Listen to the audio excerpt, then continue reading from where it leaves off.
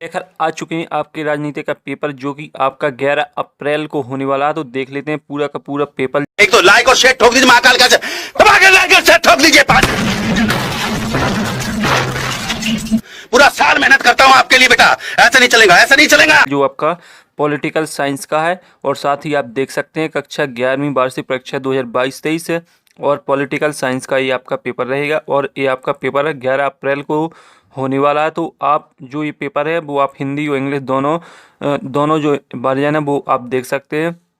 इसके बाद इसमें जो टोटल क्वेश्चन है वो आपके 23 रहेंगे और साथ ही जो ये पेपर है इसका जो नंबर रहेगा वो आपका 80 नंबर का पेपर रहेगा। तो स्टूडेंट्स पूरा का पूरा पेपर देखेंगे, सॉल्यूशन भी देखेंगे, तो संपूर्ण क्वेश्चन के सॉल्यूशन भी हम आपको देने वाले हैं।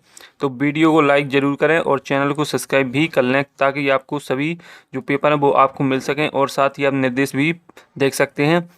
1 से 5 तक आपके 32 नंबर के जो रहेंगे वस्तुनिष्ठ प्रश्न रहेंगे और 6 से 15 तक 2 अंक के प्रश्न रहेंगे जिसमें आपको 30 शब्दों में आंसर देना है। और इसके बाद जो 16 से 19 तक रहेंगे वो आपके 3 अंक के क्वेश्चन रहेंगे, 75 शब्दों में आंसर देना है।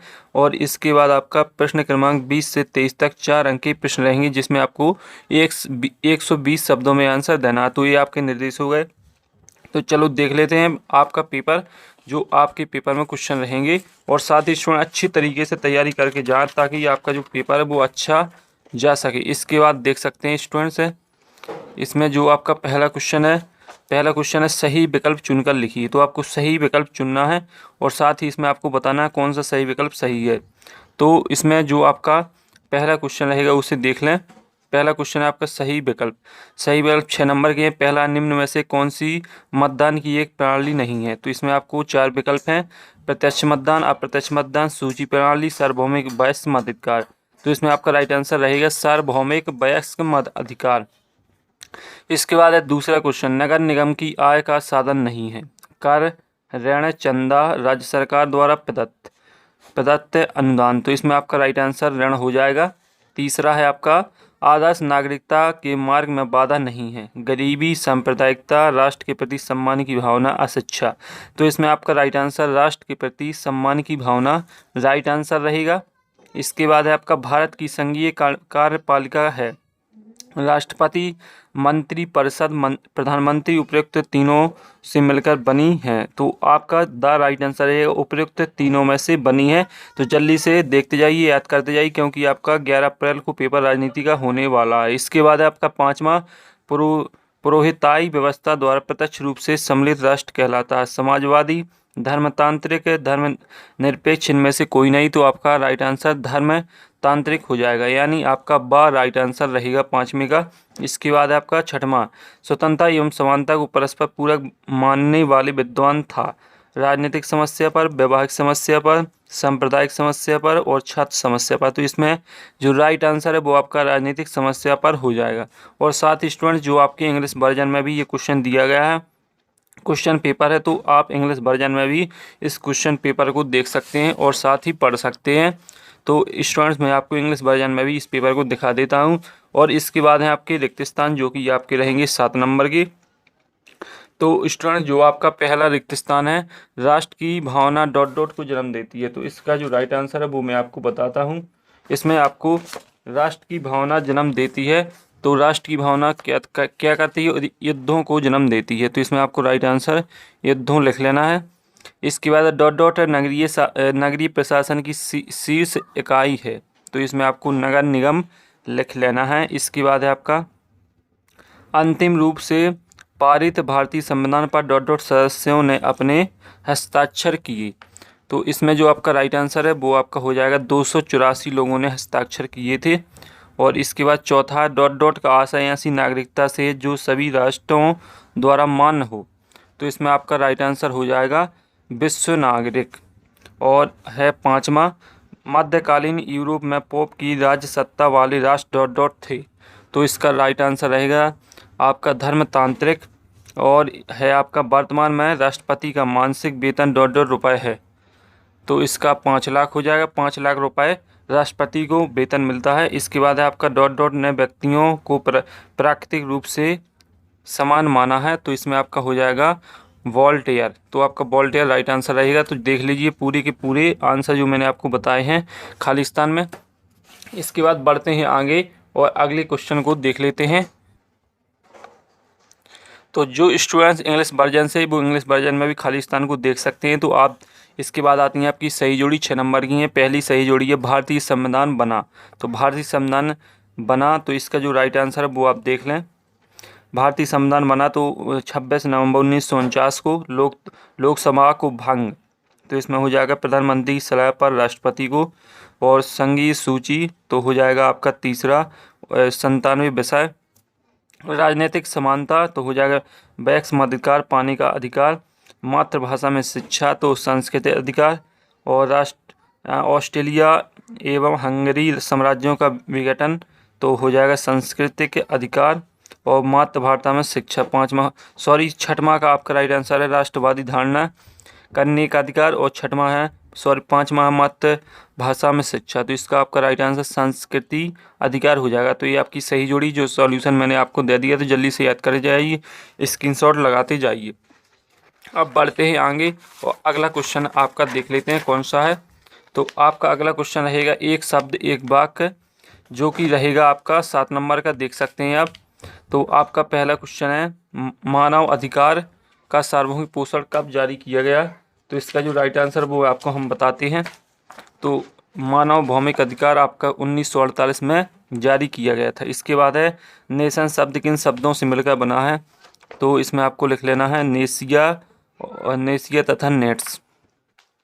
इसके बाद है प्रथम राजनैतिक विज्ञान किस विद्वान को माना जाता है। तो इसमें आपको लिख लेना अरस्तु को प्रथम राजनैतिक विज्ञान माना जाता है। इसके बाद है आपका संसद की किन्हीं 2 समितियों के नाम लिखिए। तो आपको लिख लेना लोक सेवा समिति और प्राकलन समिति। इसके बाद है आपका किस परिस्थिति में भारतीय संसद द्वारा सूची के विषय पर कानून बना। तो इसका है आपातकालीन स्थिति। और किस परिस्थिति में ये हो गया। इसके बाद किस राज्य में किसी एक धर्म को राज्य धर्म के रूप में मान्यता नहीं दी जाती थी। तो इसका हो जाएगा बहुधर्मी। और सर्वप्रथम भारतीयों ने अंग्रेजी नेतृत्व में भारत को पूर्ण स्वतंत्र कराने की प्रतिज्ञा कब की। तो 26 जनवरी 1930 को की थी। तो ये आपके एक शब्द एक वाक्य के राइट आंसर है, जो आप देख लें। और इसके बाद आते हैं आपके सत्य। तो जो आपके सत्य हैं वो आपके रहेंगे 6 नंबर के, देख सकते हैं आप। पूरा का पूरा जो सत्य वो मैं आपको सॉल्यूशन देने वाला हूं। तो पहला, भारत में धर्म विशेष को संरक्षण प्रदान किया जाता है। तो इसमें जो आपका राइट आंसर है वो आपका असत्य हो जाएगा। इसके बाद है प्राकृतिक असमानता जन्म से ही प्राप्त होती है। तो ये आपका रहेगा सत्य, यानी राइट कथन है आपका। अनुपातिक प्रतिनिधित्व प्रणाली को मतों की बर्बादी होती है। तो ये आपका रहेगा असत्य। और उपराष्ट्रपति का कार्यकाल 6 वर्ष का होता है। तो ये भी आपका सत्य है। और इसके बाद है आपका पंचायत का शाब्दिक अर्थ 5 पंचों की समिति है। तो ये आपका सत्य रहेगा। कर न चुकाने वाले व्यक्ति को नागरिकता से वंचित किया जाता है। तो ये आपका असत्य रहेगा। इसके बाद आते हैं आपके 2 नंबर के क्वेश्चन, जो आप देख सकते हैं। तो देख लीजिए क्रिप्स मिशन क्या है। संविधान की 2 विशेषताएं, 2 परिभाषाएं लिखिए। भारतीय चुनाव प्रणाली के 2 दोष लिखिए। और इसके बाद 7वां सार्वजनिक बस के अधिकार से आप क्या समझते हैं। तो अथवा में से आपको किसी एक का राइट आंसर देना है। 8वां राज्य विधान मंडलों के सदनों के नाम लिखिए तथा भारतीय राज्यों में द्विसदनीय व्यवस्थिका है। इसके बाद है आपका राजनीतिक सिद्धांत के क्षेत्र के 2 बिंदु लिखिए। इस प्रकार से आपके क्वेश्चन होने वाले हैं। और साथ ही स्टूडेंट अच्छी धमाकेदार तरीके से तैयारी करें, ताकि आपका जो पेपर है राजनीति का वो अच्छा जा सके। और साथ ही स्टूडेंट आपका जो राजनीति का पेपर है वो आपका होने वाला है 11 अप्रैल को। इसके बाद आपका 9वां क्वेश्चन है संगठनात्मक सरकार की 2 विशेषताएं लिखिए। प्रांतीय स्वायत्तता का क्या आशय है। और क्षेत्रीय कार्यात्मक प्रतिनिधित्व में कोई 2 अंतर। समाज द्वारा उत्पन्न की गई असमानताएं क्या होती हैं। 11वां है व्यक्ति के लिए राजनीतिक स्वतंत्रता का क्या महत्व है। स्वतंत्रता के लिए प्रतिबंधों की आवश्यकता क्यों। समानता की धारणा में क्या निहितार्थ है। और समानता की धारणा में सबसे बड़ा विरोधाभास क्या है। 13वां है आपका सामाजिक न्याय की कोई 2 प्रकार। और इसके बाद इसका अथवा नागरिकों को सामाजिक न्याय प्रदान करने हेतु भारतीय राज्य द्वारा उठाए गए 2 कदम लिखिए। नागरिकता का क्या तात्पर्य है। इसके बाद अथवा जनवादी राष्ट्रवाद से आप क्या समझते हैं। और इसके बाद सर्वसत्तावादी राष्ट्रवाद से आप क्या समझते हैं। लोकतांत्रिक राष्ट्रवाद क्या है, और चुनाव आयोग को अधिक प्रभावशील बनाने हेतु कौन कौन से परिवर्तन किए जाते हैं। 3 नंबर क्वेश्चन है। इसके बाद लोकतंत्र में चुनाव का क्या महत्व है, लोकसभा के नेता के रूप में प्रधानमंत्री का क्या अधिकार है, राज्यपाल की प्रमुख शक्तियों का उल्लेख कीजिए। और इसके बाद 18वां सामाजिक रूप से कमजोर वर्गों के लिए संविधान के 73वें संशोधन में आरक्षण का क्या प्रावधान है। और बलवंत राय मेहता समिति के अनुसार पंचायती राज्य की विशेषता लिखिए, अधिकारों का महत्व लिखिए। तो ये आपके सभी के सभी क्वेश्चन होने वाले हैं। और इसके बाद जो आपके पेपर के एंड क्वेश्चन रह जाते हैं, नागरिकों को राजनीतिक कर्तव्य का प्रकाश डालिए, भारतीय संविधान निर्माण की आवश्यकताओं को स्पष्ट कीजिए, भारतीय संविधान सभा के कार्यक्रम पर एक संक्षिप्त लेख लिखिए, 21वां उच्चतम न्यायालय मौलिक अधिकारों का संरक्षण है समझाइए, नगर व न्यायपालिका की स्वतंत्रता को बनाए रखने हेतु संवैधानिक विधि प्रधान कौन कौन से हैं, प्रतिबंधों की क्या आवश्यकता है, स्वतंत्रता की नकारात्मक अवधारणा की व्याख्या कीजिए। और साथ ही इसके बाद 23वां राष्ट्रवाद के 2 गुण और 2 दोष लिखिए। और इसका वे कौन कौन से कारक हैं जो राष्ट्रवादी भावनाओं को प्रेरित करते हैं, किसी एक का वर्णन कीजिए। तो ये आपके 4 नंबर के क्वेश्चन रहेंगे। तो स्टूडेंट्स पूरा का पूरा पेपर मैंने आपको बताया है। और साथ ही आपको इस पेपर का जो संपूर्ण सॉल्यूशन है टेलीग्राम चैनल पर मिल जाएगा, तो जाकर आप देख सकते हैं। और साथ ही अच्छे तरीके से तैयारी करके जाएं, ताकि जो राजनीति का 11 अप्रैल को होने वाला पेपर वो अच्छे तरीके से आपका जा सके। नोट्स वगैरह का रिवीजन कर लें अच्छे तरीके से। तो अगली वीडियो में फिर मिलते हैं, तब तक के लिए जय हिंद।